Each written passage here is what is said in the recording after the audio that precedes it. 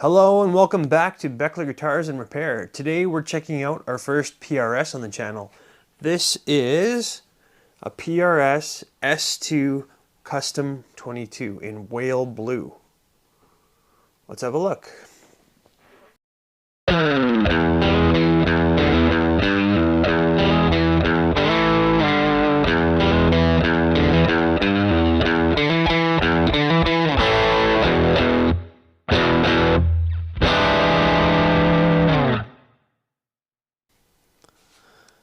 I picked this one up locally for a really nice price. Times are tough here in Alberta, Canada, due to inflation and rates and all that kind of stuff. And people are selling guitars for some crazy prices. So if you're interested in used gear, make sure you're checking out Facebook Marketplace, Kijiji, Craigslist, stuff like that, because there are some deals popping up. Anyway, let's focus on this one here. So this is a whale blue PRS S2 Custom 22. The S2 is a little bit of their more budget line, still than their core models. Their core models are very expensive. The S2s are still USA made guitars in the same factory, but they're a little bit scaled down. They have less fancy appointments. They're still very, very nice, but for considerably less money. So the difference between the S2 Custom 22 and a Core 22 are a couple different things. So first off is the tops are thinner on the S2. It's just because they have a different carve. The Core 22s have a violin carve, so that means they're just a little bit more shapely. The carves are a little bit more exaggerated, so they need that thicker cap to achieve that carve. The S2s have a more of a subtle carve, less extreme, and they have a little bit of a thinner cap as a result of that. Now this is not a veneer by any means, this is still a thick maple cap, just a little bit thinner than the core models. They also have different pickups. The S2s have their different pickups than the USA versions. The S2 has a three-way pickup selector with coil taps, and the Custom 22 Core has a five-way pickup selector. Also, the tremolo is different on the S2 as opposed to the Custom 22. It's just a slightly different tremolo system. The same tremolo systems that are on the SEs come on the S2s, and the Cores have a different one altogether.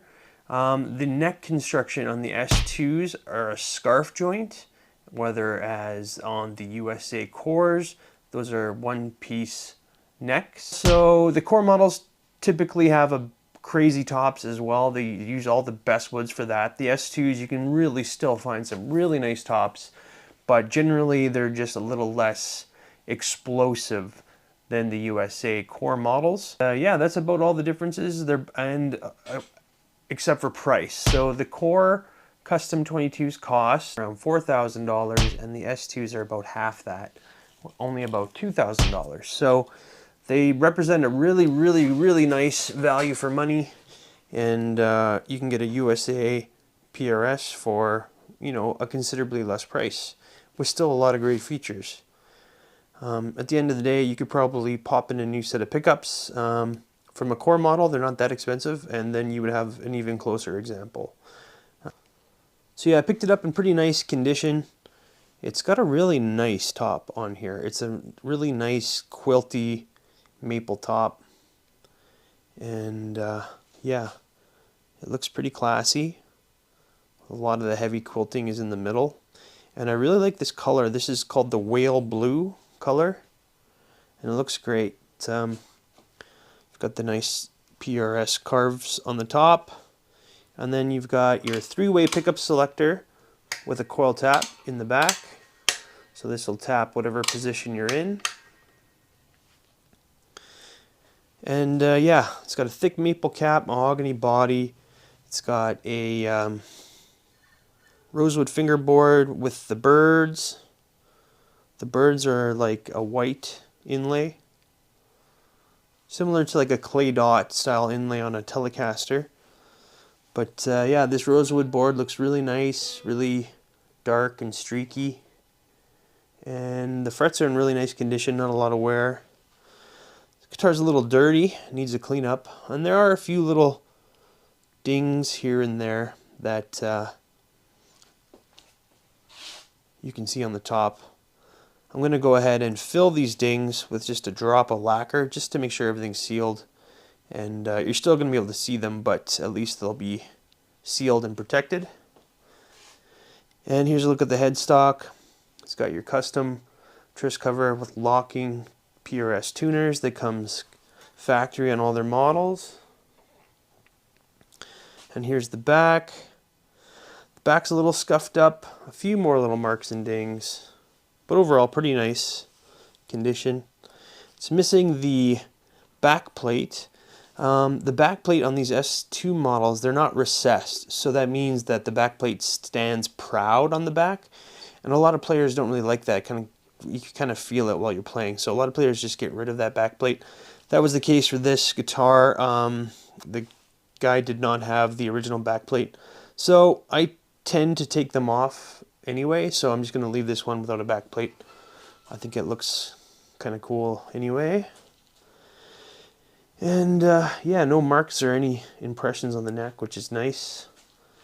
And then here's a look at their headstock. We got our serial number S2 46199 with a 20 here, so that signifies it's a 2020. And there's a look at our PRS locking tuners.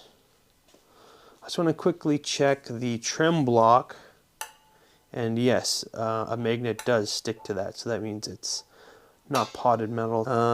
So yeah, today we're going to go ahead and take this thing apart, see what makes it tick, and see how good it is.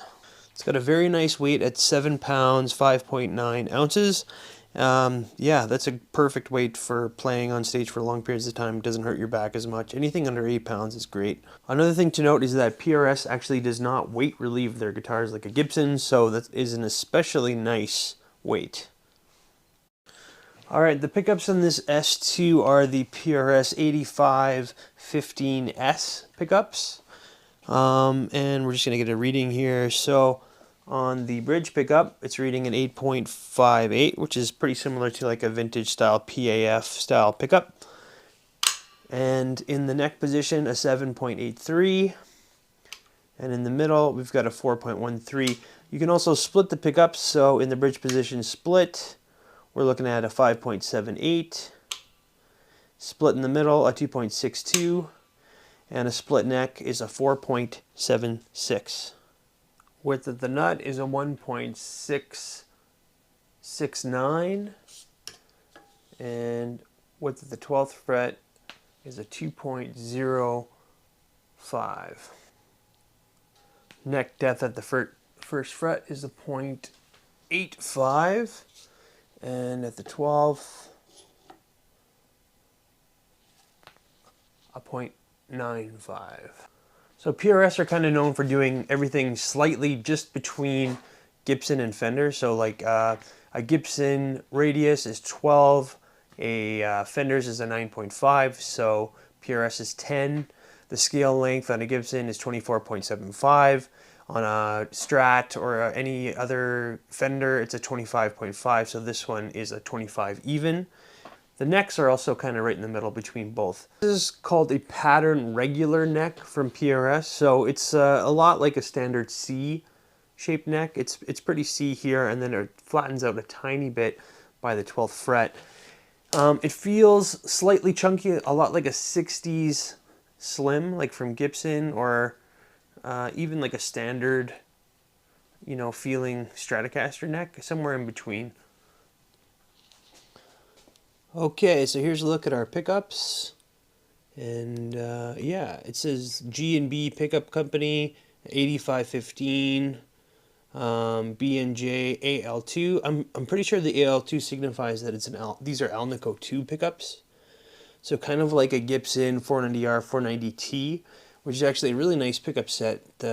All the Slash sets are based off of those sets. It had similar pickup readings as well. So we'll see how it sounds. It's kind of a really nice vintage PAF style sound. And our routes look really nice and clean, super nice and clean. Got a couple stickers on there with the serial number and the year and whatnot.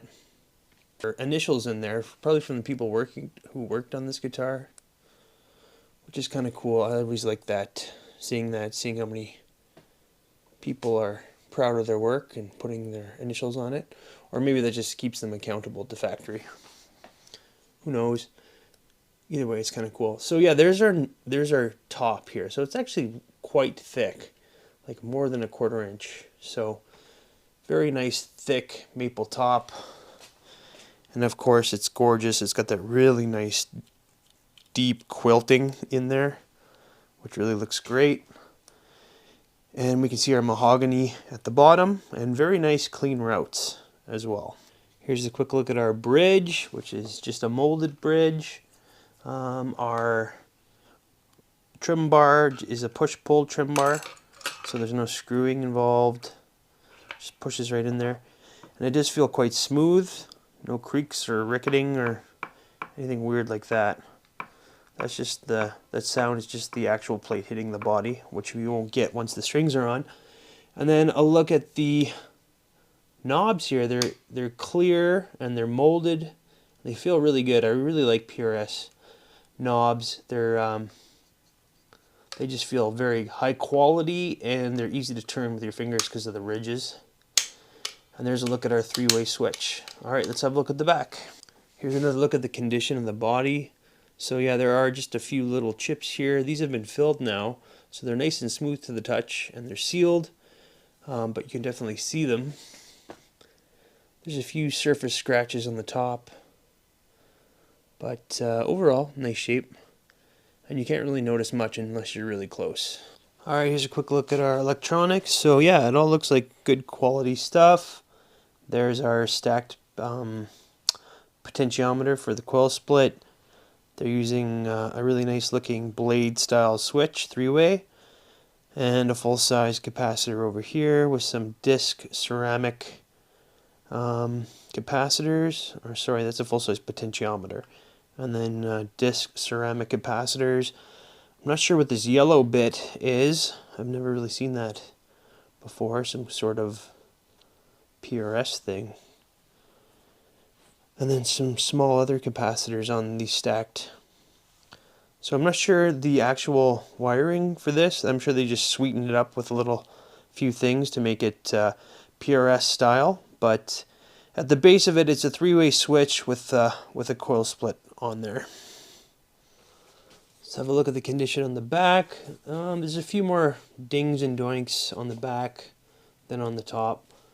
The worst of it probably being this one.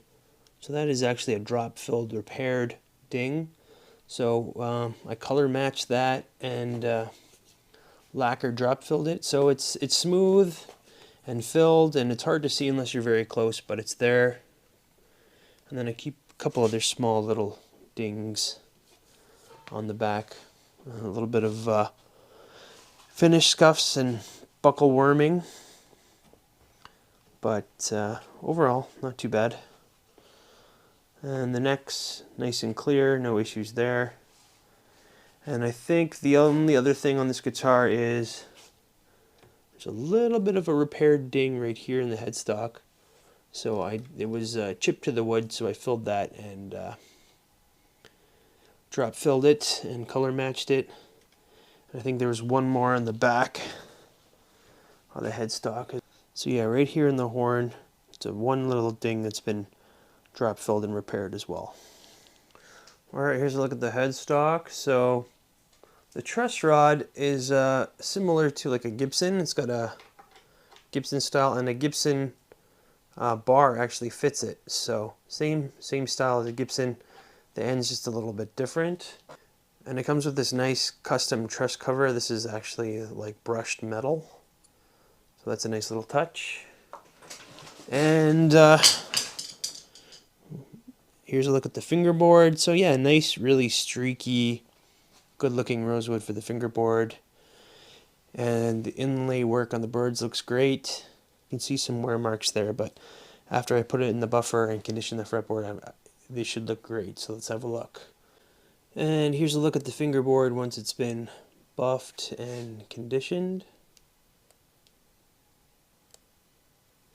So yeah, just nice and super shiny and polished. And yeah, the rosewood looks really great on this. So yeah, it looks great. I managed to get a very nice setup on this guitar. So if we look at our relief in the neck, you can see that there's just a slight bit of relief in the neck. You can see that gap between the notch straight edge and the fingerboard.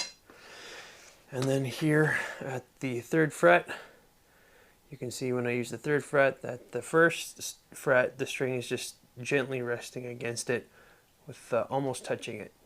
So that means we've got really nice action up here by the nut, and the nut is cut well. And then here at the 12th fret, we can see our action is very low. We're at like a 1.25 for the low E, and like under 1 for the high E. That's like a 0.75. So yeah, very, very low action. I'm always trying to get as low as I can on these guitars just to see what they can do. I'm a very light player, so I use a very light pick, and I like my action very low. You're just not able to get it on some guitars. And this is one of the lowest actions I've been able to get without having any buzz or any issues.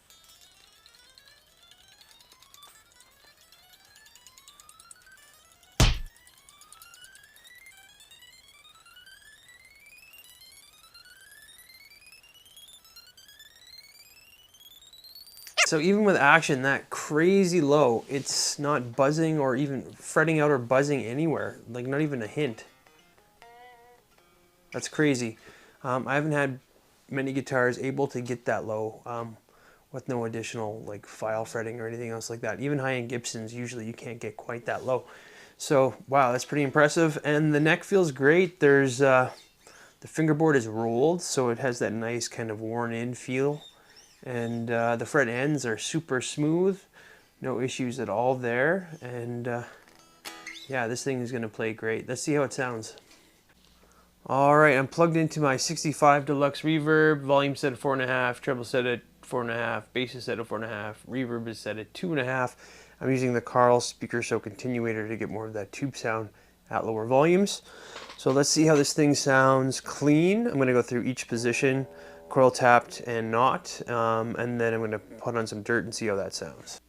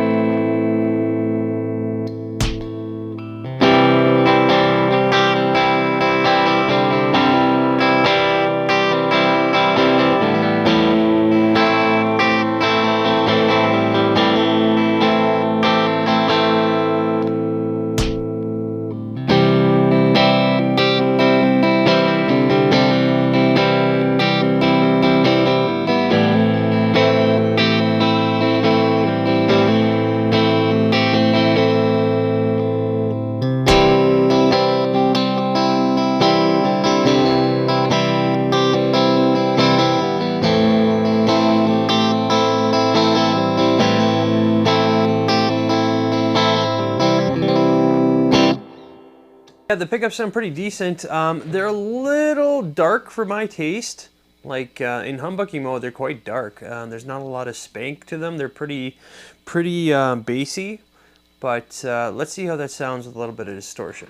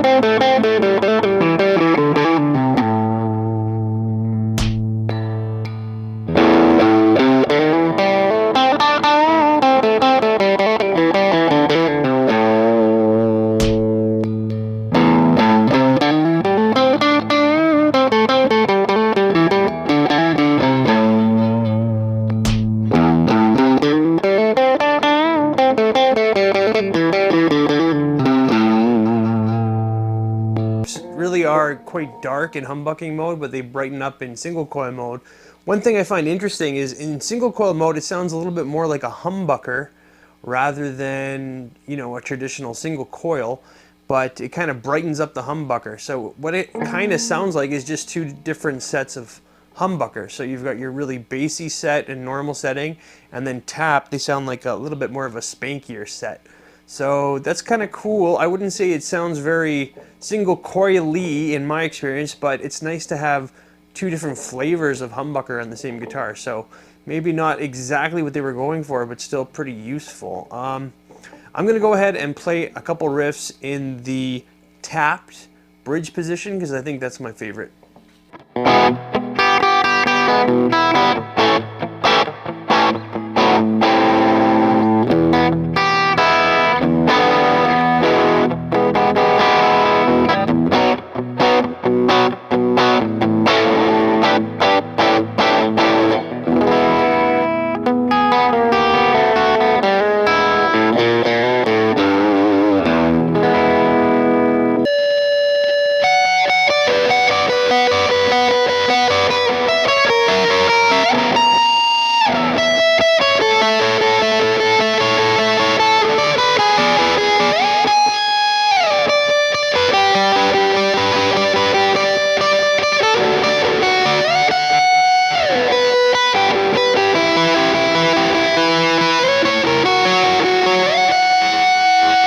So, final thoughts on the Whale Blue S2 Custom 22. This is honestly one of the nicest playing guitars I've ever tried. It's got like crazy low action, and there's no hint of buzz anywhere on the guitar, no fretting out, and the neck feels really great. It's really comfortable. The rolled edges are great. There's no fret sprout at all. And the bends are nice and easy. It feels very slinky. It's just a treat to play this guitar, and it really looks great too. The top is very nice on this. The whale blue color finish looks great, and yeah, it's solid mahogany with a big maple top, and it's under 8 pounds. It's just over 7 pounds, so it's very nice and light. So in terms of comfort and playability, it's really, really nice. I also like the versatility, the coil taps, And the trem works really good, stays in tune very nicely. And the locking tuners are great too, they work really well. Simple. The guitar is very balanced, there's no neck dive, and it feels really easy to get to these upper frets. It's very comfortable. So yeah, it really is a fantastic guitar, especially for the difference in price between the Core and the S2 really makes this a very, very attractive guitar in terms of affordability. And it's just full of features, and you get yourself a nice PRS US factory-made guitar for half the price of a Core.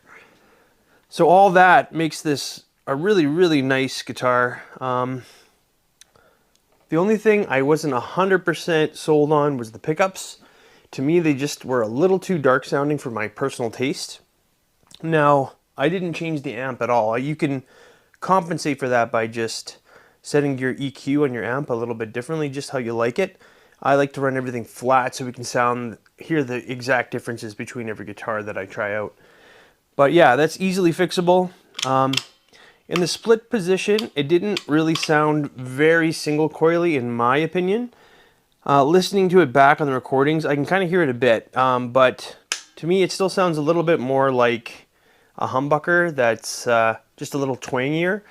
So in my opinion, this thing sounds like two different sets of humbuckers. There's still a hint of that single coil in the split version, or in the split mode, but to me it mostly sounds like two sets of humbuckers, which is fine.